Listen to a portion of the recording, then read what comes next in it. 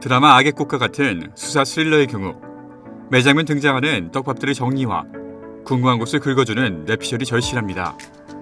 이 모든 걸 가장 먼저 만나볼 수 있는 전전 미드 시점에 오신 걸 환영합니다. 드라마 악의 꽃 3, 4화를 깔끔하게 정리해보겠습니다.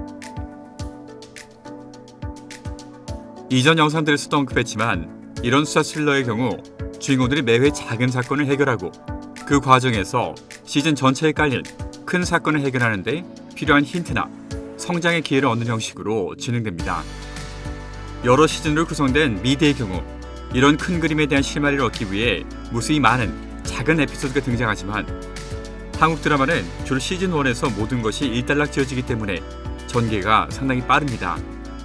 덕분에 드라마 악의 꽃도 4회밖에 안 되었지만 다음화 예고편을 포함하면 상당히 많은 내용이 이미 공개된 것이나 마찬가지입니다. 그런 과거 에피소드를 통해 주인공 차지원이 얻었던 큰 사건을 해결하기 위한 결정적인 증거들이 어떤 것이 있었는지 정리하고 본격적으로 줄거리 정리와 뇌피셜로 넘어가겠습니다. 1화에선 부인과 이혼하기 위해 의사인 불륜녀에게 신경진전제를 타와 몰래 부인에게 먹인 변호사 이야기가 나옵니다. 이를 통해 차지원은 자신도 동일한 상황에 처한다면 하루라도 삶을 부수는 진실을 미룰 수 있는 그런 약을 기꺼이 먹을 거라는 걸 알게 됩니다. 2화에선 단지 계단을 많이 올라가야 하는 높은 동네에 산다는 이유로 노인을 살해한 사회복지사의 사건이 나옵니다. 이를 통해 백희성, 도연수가 갖고 있는 멘탈 컨디션이 어떠한 상태인지에 대해 알게 됩니다. 감정의 한 부분이 결여된 전체 인구의 3%에 해당하는 인물이 바로 그라는 사실을 우리 모두 알게 됩니다. 2화에 등장했던 사건은 백희성, 도연수의 과거인 도민석 연쇄살인과 연관된 내용이었기 때문에 우리는 큰 사건에 대해서 알 수 있었습니다. 그리고 정말 시원시원하고 빠른 전개 덕분에 3, 4화에 등장하는 남중기인 살인 사건으로 우리는 정말 많은 내용을 알게 됩니다. 본격적으로 줄거리를 정리해보겠습니다. 과거 도연수랑 같이 일했던 중국제 사장 남준길이 살해됩니다. 그가 살해되기 직전 김무진 기자에게 마지막으로 연락했던 사실을 경찰이 알게 되고 경찰은 김무진을 찾지만 그는 아직 도연수의 지안실에 감금되어 있는 상태입니다. 도연수는 경찰이 김무진을 찾는다는 걸 알고 어쩔 수 없이 그를 놓아줘야 하는데요. 하지만 너무 많은 것을 알고 있는 그를 그냥 풀어줄 수는 없는 노릇입니다. 그가 혹시라도 경찰에게 말해야 할 것을 우려해 그에게 담보를 요구합니다. 김무진 기자는 자신의 집에 자신의 약점이 되는 캠코더 영상이 있다고 말하고 도연수는 그 영상을 통해 김무진이 자신의 누나와 가까운 사이였다는 것과 그리고 그가 도민석 살인 사건에 대해서 알고도 누구에게도 알리지 않았다는 사실을 알게 됩니다. 담보로 충분한 내용을 확보한 도연수는 김무진을 풀어줍니다. 한편 풀려난 김무진은 뉴스를 통해 남준길이 살해된 시간이 새벽 3시경이었다는 것을 알게 되고 기억을 더듬어 그 시간 도연수가 자신과 함께 있었다는 것을 기억해냅니다. 도연수가 진범이 아니라는 것을 알게 된 그는 특종의 예감을 얻고 도연수를 설득하여 같이 협조하기로 합니다. 이 과정에서 진짜 살인마의 정체가 조금씩 알려집니다. 진범은 늘상 남준길을 밤늦은 시간에 중국집에서 집까지 태워다 주었던 택시기사였습니다. 사실 그는 과거 도민석이 살해된 7명 중 유일하게 시신이 발견되지 않은 여자의 남편이었습니다. 거의 20년 가까이 스스로 수사를 했던 그는 우연한 기회에 남준길이 사라진 도연수와 함께 일을 했다는 사실을 알게 되고 언론에 다시 도민석과 도연수가 이슈화되면 경찰이 본격적으로 수사를 할 거라 생각하고 그 과정에서 자신이 부인을 찾는 것이 가능해질 거라는 생각으로 도민석과 동일한 방법으로 남준길을 살해했던 것입니다. 경찰서에 참고인으로 불려졌던 택시기사는 경찰서에 도청기가 장착된 텀블러를 놔두어 경찰을 도청하고 지금까지 얼굴도 모르는 도연수를 쫓아왔던 그는 도연수의 5년 전 모습이 담겨있는 사진을 가진 노인이 있다는 걸 알게 됩니다. 진범인 택시기사는 도연수의 얼굴을 확인하기 위해 그 집까지 내려갑니다. 한편 동일하게 경찰의 첩보를 통해 자신의 사진이 존재한다는 걸 알게 된 도연수는 김무진과 다시 자신이 어렸을 때 살았던 시골 동네로 내려갑니다. 사진을 찾으려는 과정에서 진범과 맞닥뜨립니다. 이때 타이밍 좋게 나타난 차지원 형사. 택시기사는 도연수에게 근처 민박에서 자신과 만나자고 말을 한 뒤 사라지고 차지원은 도연수를 추격합니다. 이 과정에서 격렬한 몸싸움을 하지만 도연수는 가까스로 도망쳐 민박집으로 향합니다. 경찰은 마을 사람들의 진술 덕분에 진범이 과거 도민석에 살해되었지만 사체가 발견되지 않은 한 여자의 남편, 택시기사인 것을 알게 되고 이제서야 진범을 쫓게 됩니다. 차지원이 도연수를 격렬하게 쫓았던 덕분에 도연수는 자신의 시계를 도주 현장에 남기게 되고 차지원은 이니셜이 새겨진 그의 시계줄을 보면서 자신이 지금까지 쫓았던 것이 자신의 남편 백희성이라는 사실을 알게 됩니다. 지금부터 떡밥 정리와 뇌피셜을 같이 해보도록 하겠습니다.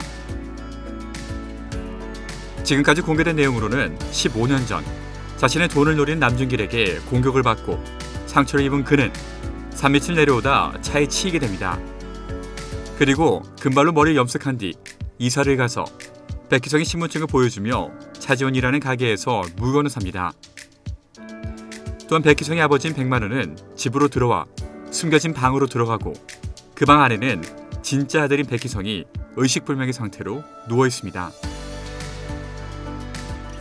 백만우가 대학병원장이라는 높은 지위에 있다는 것을 고려해 볼 때 그는 여러모로 주변의 입에 오르내리는 것을 조심할 인물입니다. 그런 그가 만약 교통사고를 낸다면, 그리고 그런 그의 아들이 의식불명에 빠져 있다면, 아직 백만우가 도연수를 차로 친 장본이라는 증거는 부족하지만 그가 충분히 주변의 안 좋은 소문을 없애기 위해서라도 도연수를 아들인 백희성으로 만들어 교통사고를 낸 사실과 아들이 의식불명에 빠져 있다는 사실을 숨길 수도 있는 위인이라는 것으로 쉽게 추측이 가능합니다. 또한 한 가지 가능성으로 진짜 아들인 백희성이 도연수를 차로 치었고 그 과정에서 오히려 백희성이 의식불명이 되었으며 도연수가 살아남아 어쩔 수 없이 아들의 범죄를 덮고 도연수를 아들로 삼았을 가능성도 있겠습니다. 관전 포인트는 이 둘 사이에 덮어야 할 비밀이 단지 교통사고건뿐만이 아닐 수도 있다는 것입니다. 이미 지난 영상에서 예고했던 것처럼 남준기를 살해한 것은 역시나 도연수가 아니었습니다. 그리고 그가 저지른 유일한 살인사건, 이장살인사건도 자취를 감춘 그의 책가방 속에 살인 흉기가 발견되었다는 것 이외에는 그가 살인을 저질렀다는 증거가 없습니다. 예고편으로부터 여러 번 공개된 적이 있는 벌어진 목욕탕, 수영장 같은 곳에서 익사할 위기를 맞고 있는 도연수의 모습. 이 장소는 남준기를 죽인 진범의 아지트와 같은 모습이고 심지어 5화 예고편에서 이 장면이 등장합니다. 도연수를 도민석과 자신의 아내를 살해한 공범을 여긴 택시기사는 18년이라는 세월을 통해 자신의 삐뚤어진 집착을 키워왔고 결국 그 집착을 충족시키기 위해 남준기를 도민석의 애모와 동일하게 살해하는 것은 물론 아무런 증거 없이 도연수를 살해하려고 하는 것입니다. 하지만 이 모든 내용에 한 가지 부족한 것이 있습니다. 지금까지 줄거리를 보면 아버지 때문에 온갖 수난을 겪어야 했던 도연수도 자신이 사랑했던 부인이 살해당하여 결국 살인까지 저지르게 되는 택시기사도 근본적인 악의 뿌리는 아닙니다. 차지원은 수사 과정에서 의문점들을 발견합니다. 도민석은 왜 자살을 한 것일까요? 하지만 도민석이 자살했을 거라는 명확한 증거는 없습니다. 그가 타살일 수도 있다는 것이죠. 또한 도민석의 소지품에서 피해자들의 두 엄지손톱 중 한쪽 것만이 발견되었습니다. 물론 사람들을 살해한 도연수가 나머지 손톱들을 가져갔을 거라 생각하지만 도연수를 더 잘 아는 시청자들은 그가 그럴 인물이 아니라는 것은 이미 알고 있습니다. 그렇다는 것은 당시 도민석과 함께 살인을 저질렀던 공범은 따로 있다는 것이고 아버지 살인을 지켜보지 못했던 도연수는 오히려 살인마인 아버지를 죽여 멈춘 장본인이 될 수도 있겠습니다. 당시 아버지와 함께 살인을 저질렀던 진정한 악의 뿌리이자 악의 꽃은 따로 있다는 것입니다.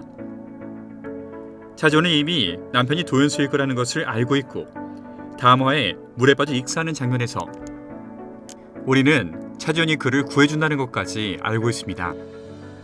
이렇게 6화까지의 내용이 진행된다고 하더라도 아직 10화나 분량이 더 남아있습니다. 벌써 차지원이 남편인 백희성, 아니 도연수의 정체를 파악한다는 것은 이 둘이 함께 쫓아야 할 악은 아직 머리카락조차 보이지 않고 숨어 있다는 것입니다. 설레이네요. 악의 꽃이 과연 어떤 전개를 맞이할지, 또 어떤 결말을 맞이할지 전전 미드 시점으로 철저하게 파헤치며 쫓아가겠습니다. 라이언킴이었습니다.